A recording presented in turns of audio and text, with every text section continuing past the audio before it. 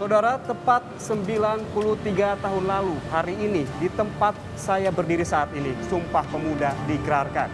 Sumpah Pemuda menjadi momentum besar bagi kita bangsa Indonesia untuk mempersatukan kita dalam satu tumpah darah, satu bangsa dan satu bahasa. Ikrar yang dilantangkan oleh para pemuda yang pertama adalah satu tumpah darah yang menunjukkan semangat para pemuda untuk mempersatukan dan juga memperkuat ikatan bangsa. Kemudian satu bangsa sesuai dengan semboyan Bhinneka Tunggal Ika, berbeda-beda namun satu jua. Kemudian satu bahasa yang menunjukkan bahasa Indonesia yang menjadi bahasa yang mempersatukan bangsa. Momen Sumpah Pemuda digagas oleh Persatuan Para Pemuda di seluruh Indonesia. Kemunculan Budi Utomo pada tahun 1908 menjadi momentum besar munculnya organisasi pemuda lainnya yang bersifat kedaerahan. Kongres Pemuda I diselenggarakan di Yogyakarta yang merumuskan dua kesepakatan. Yang pertama, para pemuda memiliki cita-cita untuk memerdekakan Indonesia. Sementara yang kedua, perkumpulan pemuda dijadikan upaya untuk menyatukan organisasi pemuda dalam satu wadah.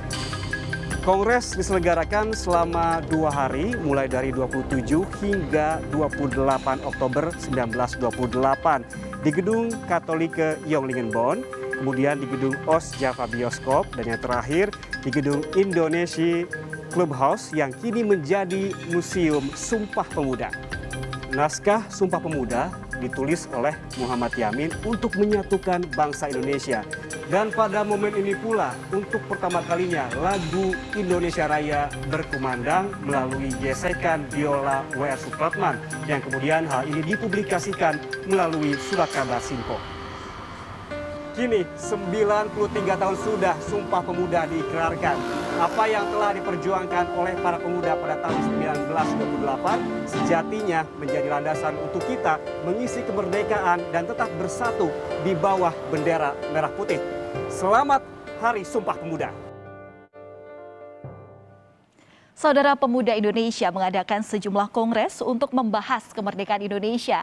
Dari Kongres Sumpah Pemuda inilah lahirlah sebuah ikrar yang kita kenal dengan Sumpah Pemuda. Kami akan kembali hadirkan napak tilas perjalanan Sumpah Pemuda berikut untuk Anda. Proklamasi kami, bangsa Indonesia.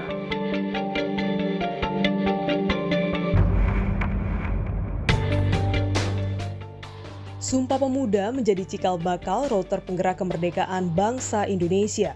Afirmasi kelompok pemuda dari berbagai wilayah Nusantara melahirkan keputusan bersama, bertumpah darah satu, tanah air Indonesia, berbangsa satu, bangsa Indonesia, dan menjunjung bahasa persatuan bahasa Indonesia. 93 tahun silam, semua tercetus di sini. Sebuah rumah indekos di Jalan Keramat Raya nomor 106 Jakarta Pusat yang dimiliki oleh seorang Tionghoa Si Kong Leong. Saat itu, ratusan pemuda dari seluruh penjuru negeri berkumpul untuk menghadiri Kongres Pemuda kedua pada 28 Oktober 1928. Nah, jadi cikal bakalnya adalah para perhimpunan pelajar-pelajar Indonesia ini menyelenggarakan sebuah kongres pada bulan Agustus, 3 Agustus sampai dengan 12 Agustus. Jadi mereka mengumpulkan para organisasi pemuda saat itu, ada Jong Sumatera Nenbon, Jong Java, Jong Islami Tenbon, Jong Ambon, jadi dan segala macam organisasi pemuda di tempat ini, jadi di Gedung Indonesia Club Kebo.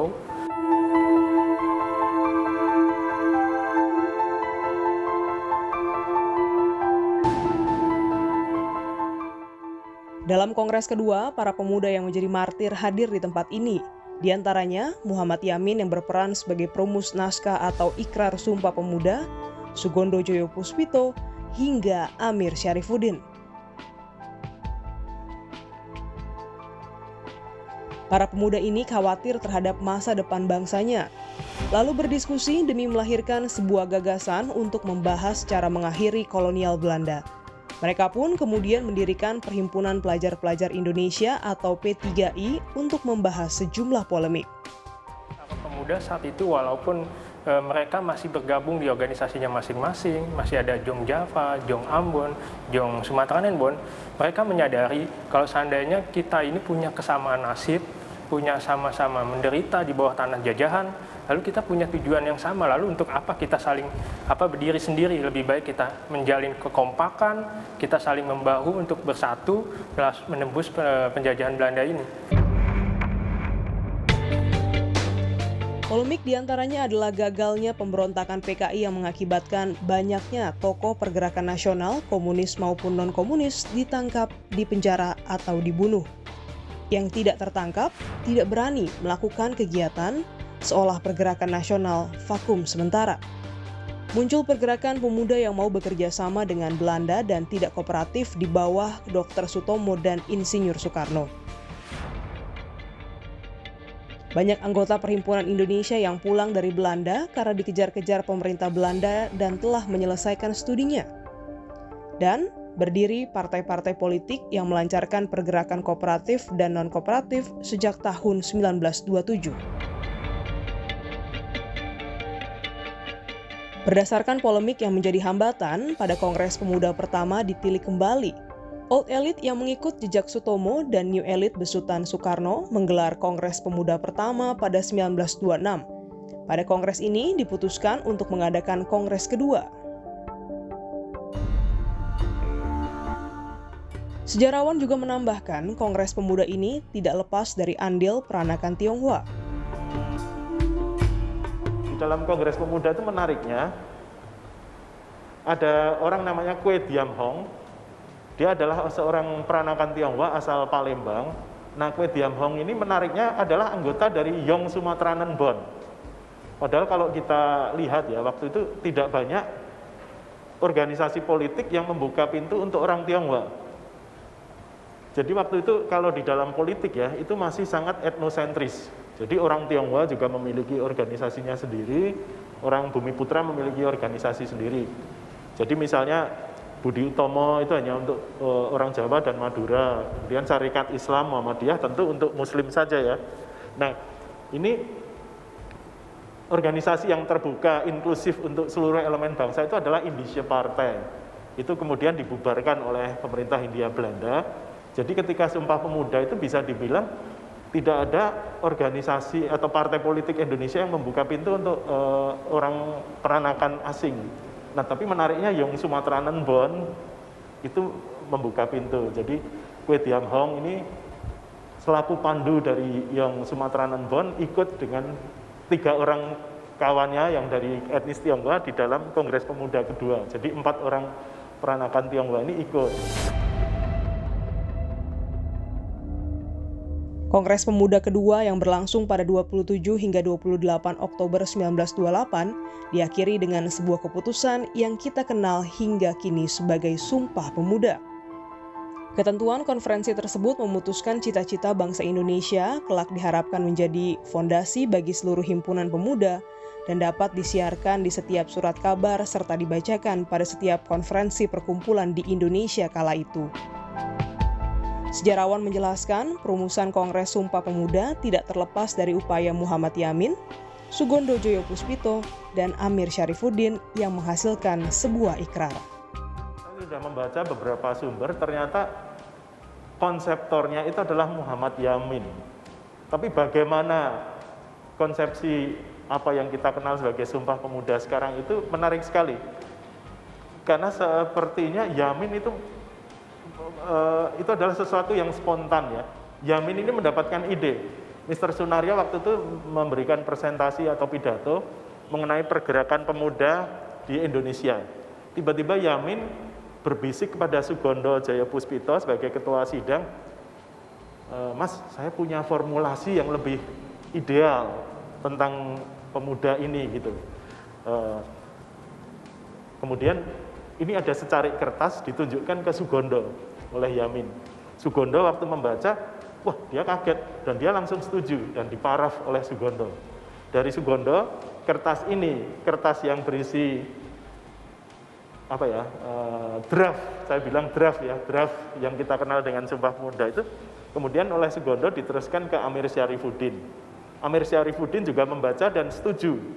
Kemudian apa yang ditulis Yamin itu dibacakan oleh Sugondo di dalam penutupan. Nah, inilah yang kemudian kita kenal sebagai Sumpah Pemuda ya.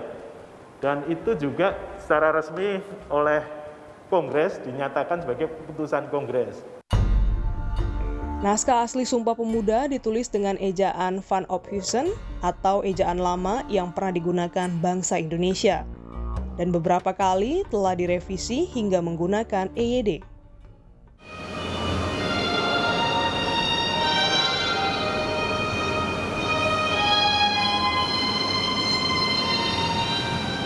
Dalam Kongres Pemuda kedua juga ditorehkan catatan sejarah lain.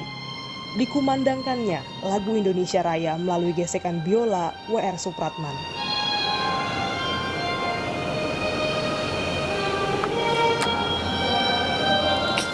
Lagu tanpa lirik dilantunkan karena mempertimbangkan tentang lirik lagu dan situasi yang tidak memungkinkan.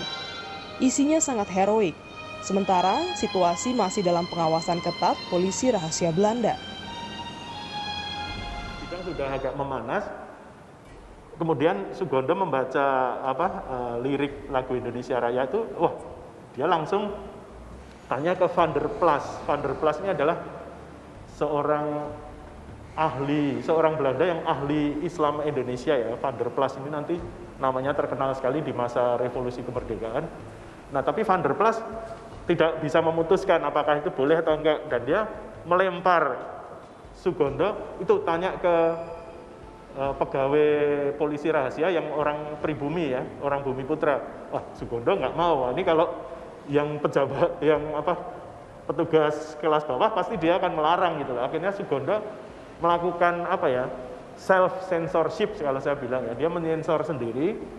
Dia mengatakan Supratman boleh memainkan lagu itu, tapi hanya musik saja.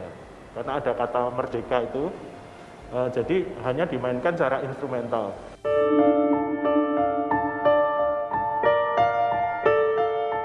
Perjuangan anak bangsa tak berhenti pada sebuah ikrar Sumpah Pemuda. Kongres Perempuan Indonesia pertama diselenggarakan di Yogyakarta, dimulai pada Sabtu malam 22 hingga 25 Desember 1928, dan dihadiri lebih dari 1.000 orang. Sejak 1928 hingga 1945, sejumlah pergerakan kemerdekaan terjadi di tanah air.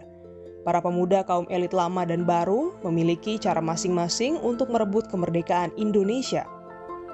Sumpah Pemuda merupakan jiwa pemersatu bangsa yang mengesampingkan suku dan agama demi kemerdekaan Indonesia. Sumpah Pemuda adalah sesuatu yang sangat sangat esensial, bisa dibilang itu adalah api yang menjadi roh hidup bangsa kita ya. Namun sayang sekali dewasa ini atas nama agenda-agenda politik tertentu ya, kita mudah sekali dipecah belah ya, atas nama agama, atas nama suku dan lain sebagainya. Padahal yang kita lihat Sumpah Pemuda itu adalah justru bukti bagaimana keindonesiaan itu solid dan dibangun oleh berbagai elemen masyarakat, baik mereka yang tanda kutip bumi putra maupun yang non bumi putra. Proklamasi. Perjalanan panjang diperjuangkan para pemuda dan elit bangsa 93 tahun silam. Semua dilakukan demi sebuah tujuan tercapainya kemerdekaan Indonesia. Kini menjadi tugas estafet generasi penerus untuk menjaga dan mengisi kemerdekaan agar Indonesia selalu berjaya. Leni Soktania, Denny Joshua, Kompas TV, Jakarta.